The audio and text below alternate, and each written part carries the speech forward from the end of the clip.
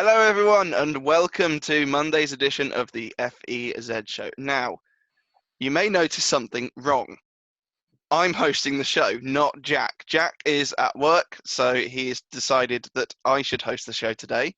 That's a very poor decision, but it could be worse. Ed could be hosting.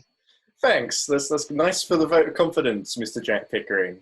But also, it would be remiss not to mention our special guest, so you may as well introduce him. Yes, definitely.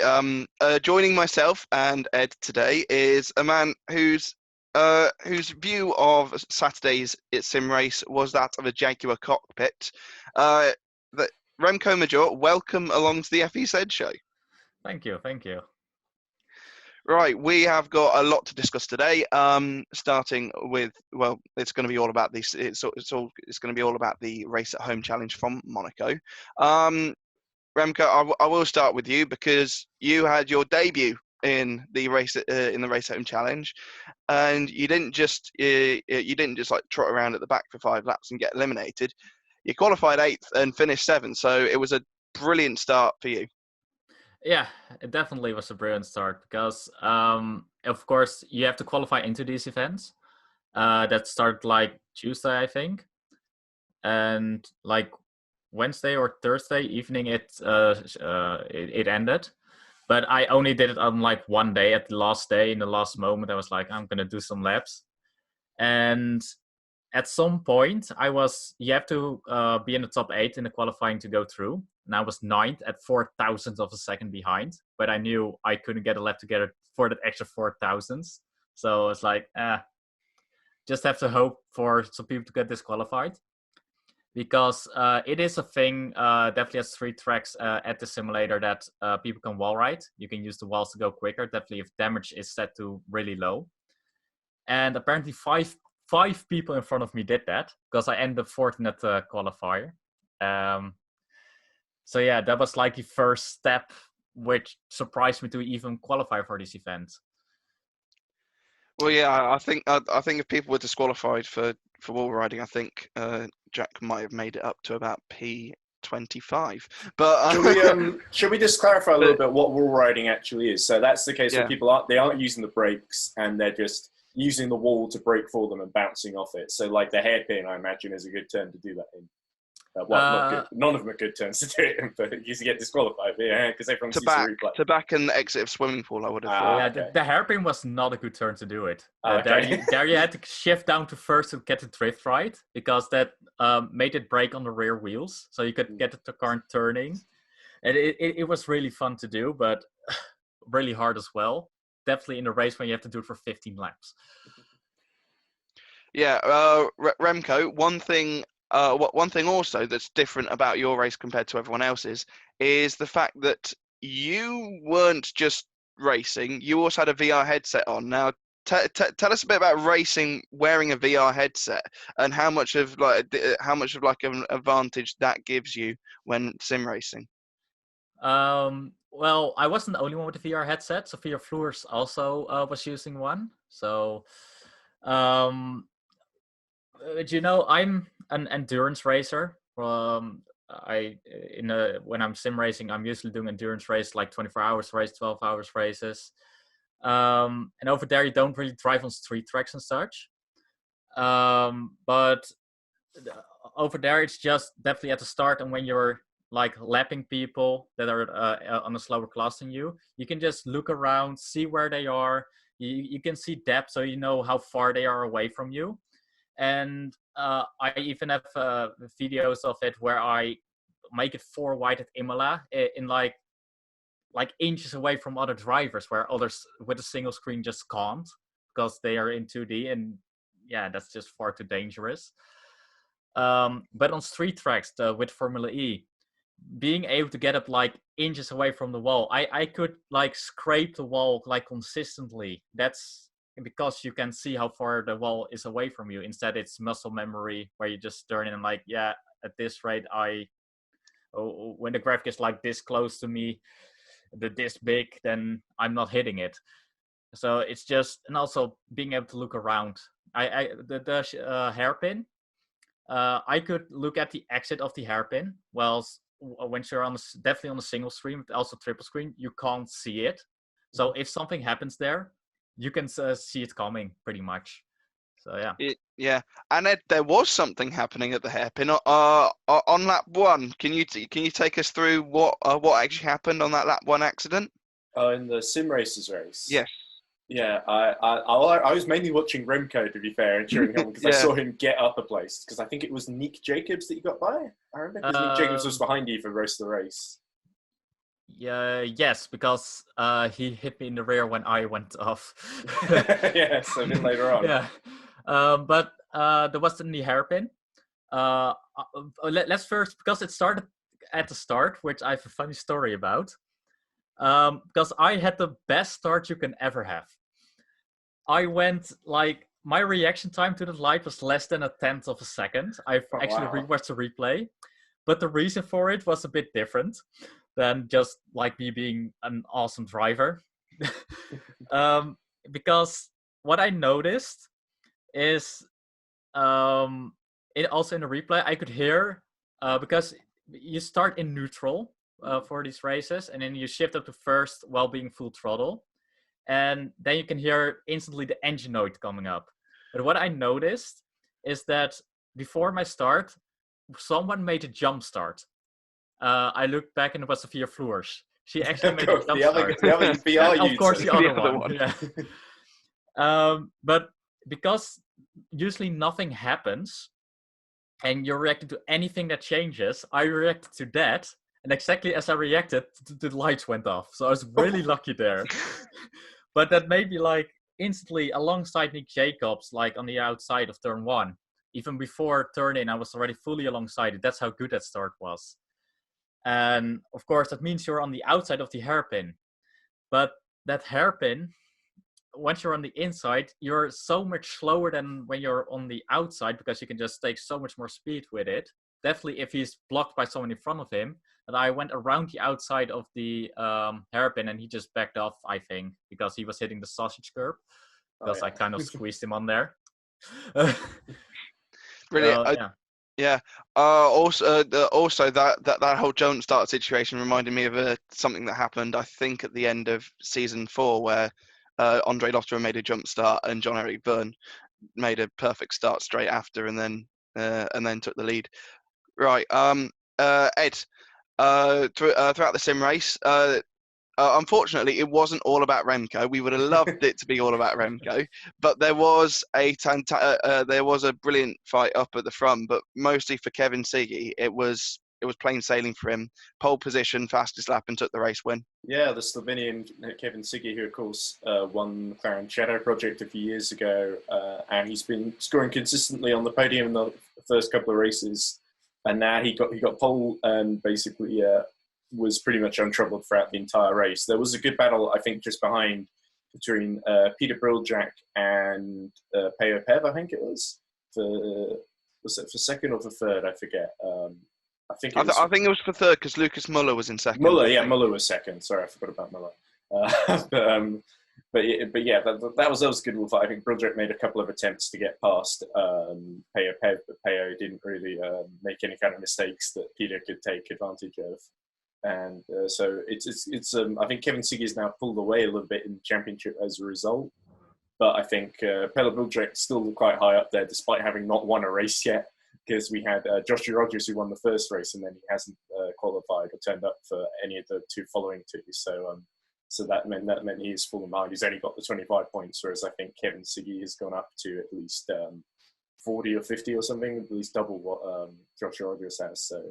So yeah, it's all starting to. It's quite clear that I think it's basically a 3-horse race at the moment. For hopefully Remco can join in, but he's made a good start so far with 7th place. But I think it's looking like a 3-horse race between Peo Pev, Kevin Siggy, and Peter Briljak, in my opinion. Although Lucas Muller is quite close too. Yeah, definitely. Remco, in your race, what one bit of your race that we did see was something that happened on, I believe, lap 2. Going into the swimming pool, you kind of looked like that you kind of missed the apex and then whacked into the barrier. I hate the apex, all right. Yeah. He hit it too well, if anything. Yeah. Yeah. So yeah, take us to that accident, and how much damage did you pick up from that? Oh boy. Well, first off, my pace was surprisingly well. Because normally when I'm racing the likes of Kevin Siggy and such, they're like a second quicker than me per lap. And in qualifying, it was already like only like 3/10. I was slower, 3 or 4 tenths. So I was really surprised with that. And so I was behind Nuno Pinto, and I was actually quicker than him. And in the second lap at the hairpin, he kind of ran wide. So I could put it on the inside there, but it meant I was for the outside of the back, which you just simply can't. He was a little bit ahead of me, so I couldn't do like an outside sweep or anything or any squeeze in. So I had to back off and then take a look at the inside for a swimming pool where you, of course, can't overtake, but just to put him offline. If you like stay to the right, I could, still put alongside and annoy him at least.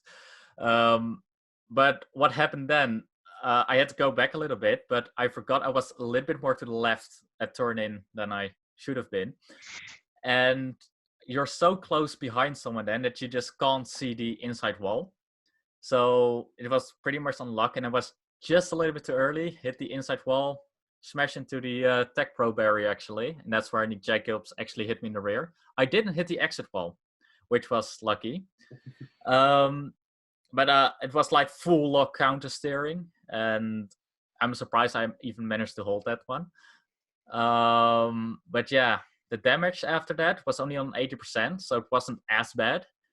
But I was definitely slower, and I just didn't have the pace anymore to keep up with Nuno. But surprisingly, I didn't get like attacked from behind either. So it was a lonely race after that. So what was it hard to defend, or were you just like keeping pace about a second in front of? Was it Neil Jacobs behind you? Nick Jacobs. Nick Jacobs. Yeah. It wasn't really that hard. It was just like I was doing my thing. At the beginning I tried to push after I got my damage to get closer to Nuno, but I noticed that I wasn't gaining anything. So then it's just a matter of like, is it worth the risk? I mean, if you make some mistakes, sure, I would be closer, but would he make a mistake? Probably not. He's well experienced in that field, so. Yeah. So were you thinking about the whole top 10 and getting through to the auto qualification for the next round, or was that in your mind during the race or not?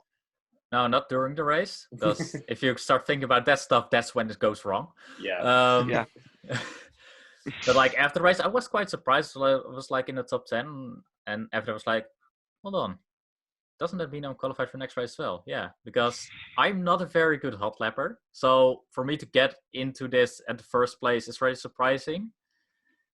So if I wouldn't have qualified for next week, I probably wouldn't qualify again because it's a different track and a lot more people noticed like, wait, there was like 6 tenths between the winner of the hot lapper and the one that got cut off. So a lot of people will notice like, oh, now we've got a chance. So they would actually start driving, then I wouldn't actually qualify for it. Right. Okay.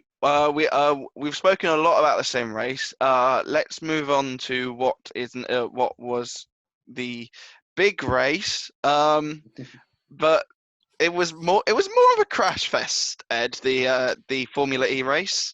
Oh yeah, definitely less decorum, I believe, is the posh term for it. Everyone sort of went a bit mad, and there wasn't a lot of space in which to go mad in at that. I think we nicknamed it Slam Devolt in Formula because instead of Sand Devolt, because it just seems to end up causing these big accidents when people. Well, usually people go 3 into 1 or 2 into 1, and it doesn't go well. This time they were trying to go 5 or 6 or 7 into 1, and I believe the footage they showed. I think Pascal Werhlein, obviously on pole, he got a clean start. It was really, I think Mitch Evans and was it Nico Muller, who sort of they all. He got stuck on top of one of the other drivers, I think, and he couldn't shake off because the physics wouldn't let him. But yeah. Yeah, Edo Mortara had a fantastic qualifying. He was qualifying up into third position, but that whole accident dropped him down into 10th place, and then and then a little bit further back, a couple laps later, they didn't show much of it in the actual race, but it seemed to happen all over again, involving the two cheaters. Yeah, so from what I gathered, Oliver Turvey was fighting with Geraint Verne and Da Costa, and basically Verne spun Turvey at the back, and Turvey hit the wall at the first corner, and then meanwhile in front of them, Sebastian Buemi spun right in front of the entry into that really tight, basically what's the second corner just before the hairpin. That long straight, and basically caused a bit of a blockage, and everyone was trying to avoid him, but of course they couldn't because they just come across him. And there was of course the Turvey incident just before. So it was a bit of a mess, and you're lucky if you really got through there at that incident unscathed, which I don't think many people did. No, definitely not.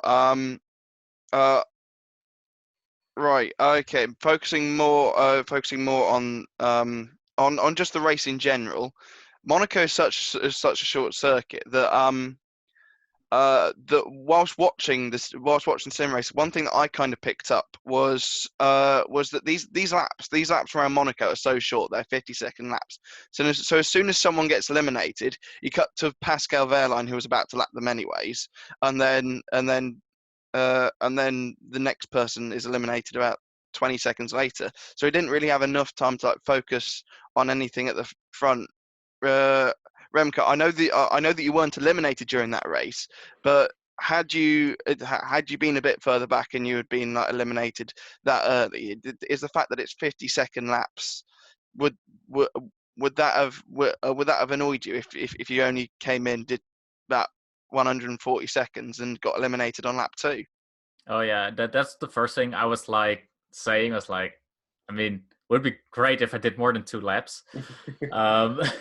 And of course I did, but for the ones that, for example, get turned around in lap 1, even if you're first and you get turned around and you have to rejoin at the back, you're eliminated lap 2. You're not going to get a pass in. It's such short laps, such a tight track.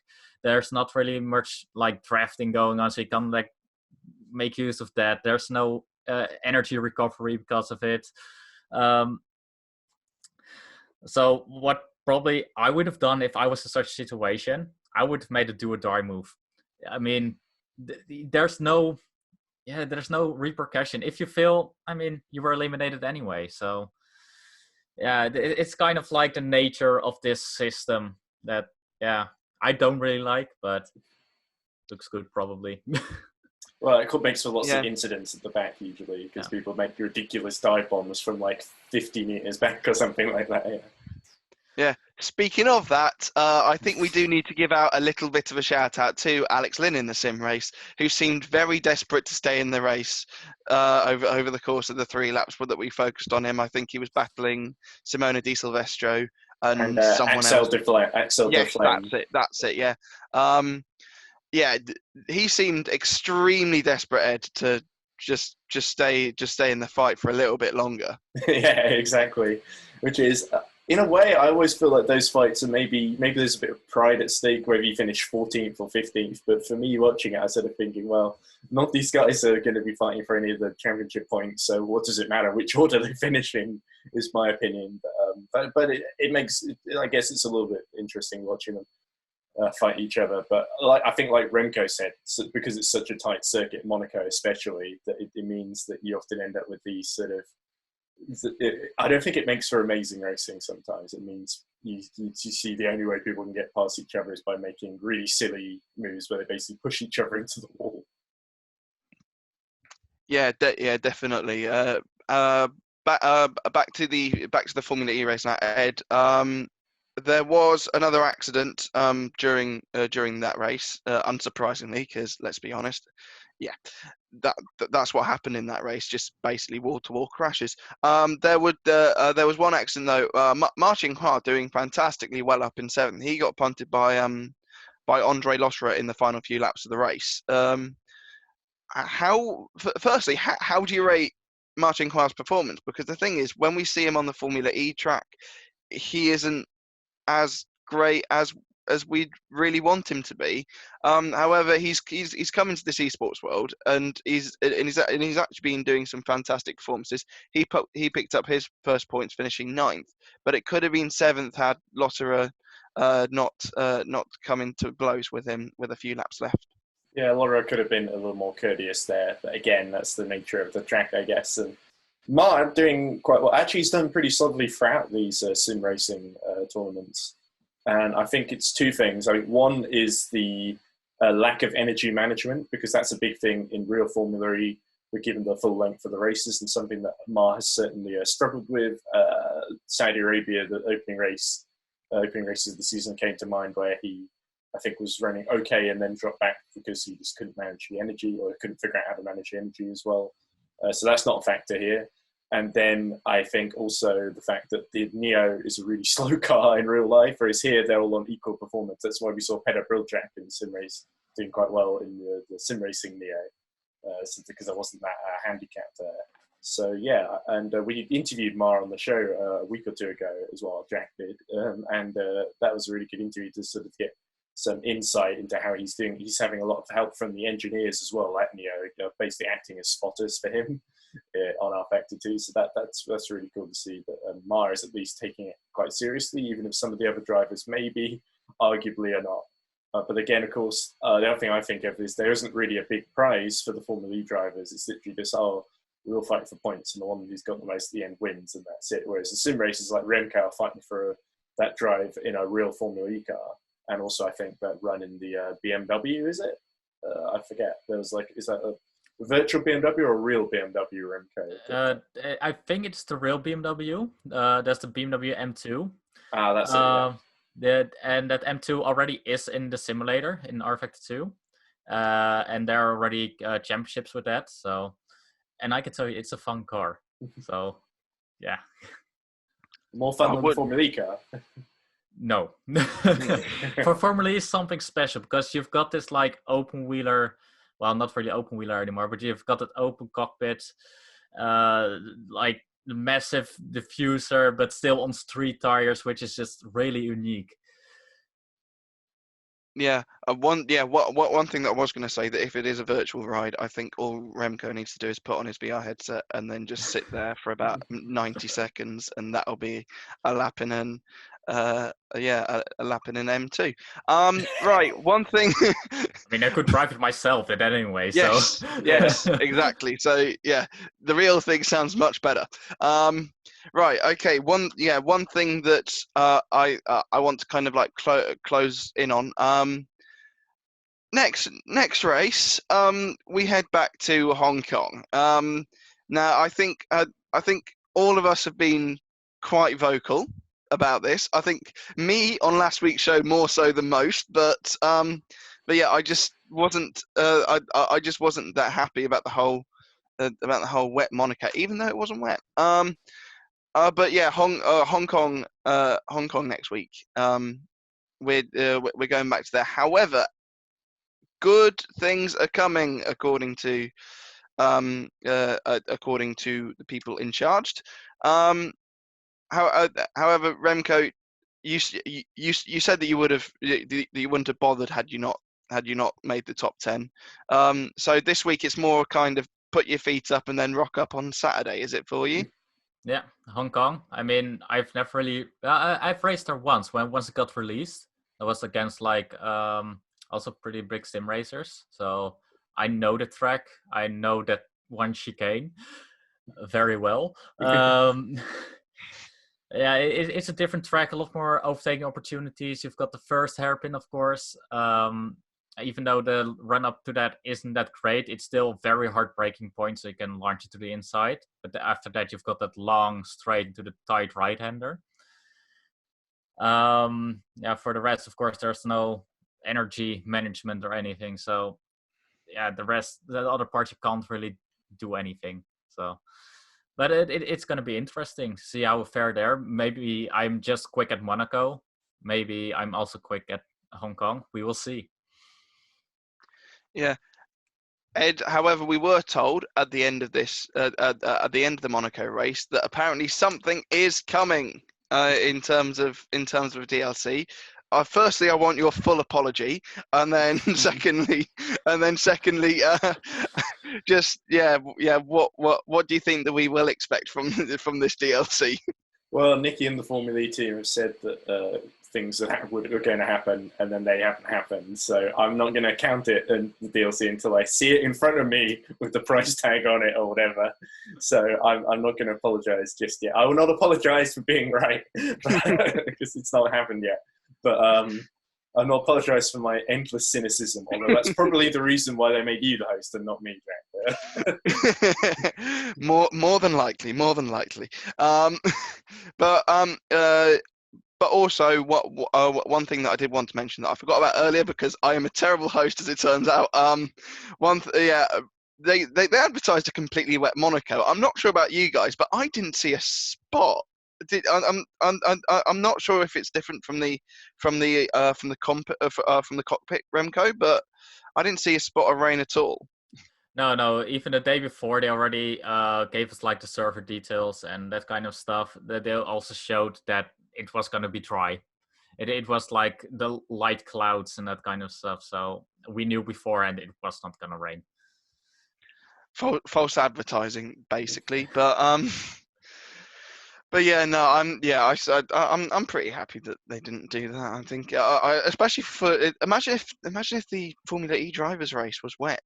Would have made it even more chaotic. Maybe it was wet and we just couldn't see. That would explain a lot. That would make a lot more sense.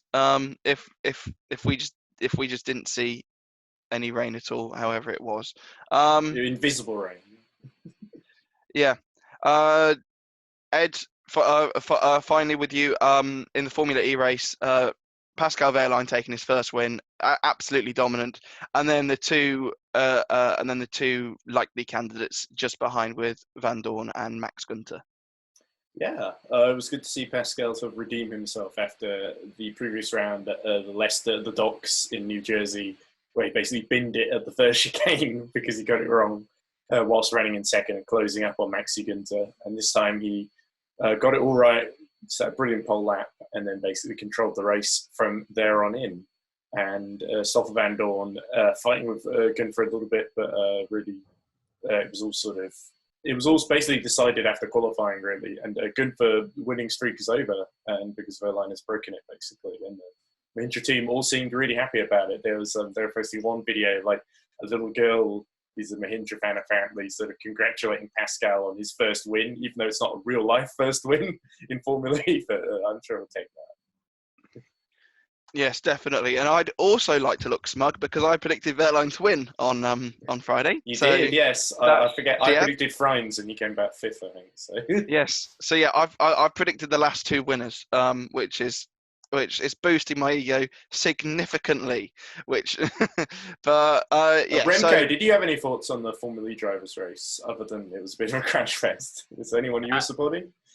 I'm not supporting anyone. I'm pretty much a neutral watcher of pretty much every motorsports, including Formula E, which I've followed since day one. But of course, it's going to be more for Wreckfest, which makes sense because they are not used to sim racing, because a lot of them didn't even have a sim rig beforehand.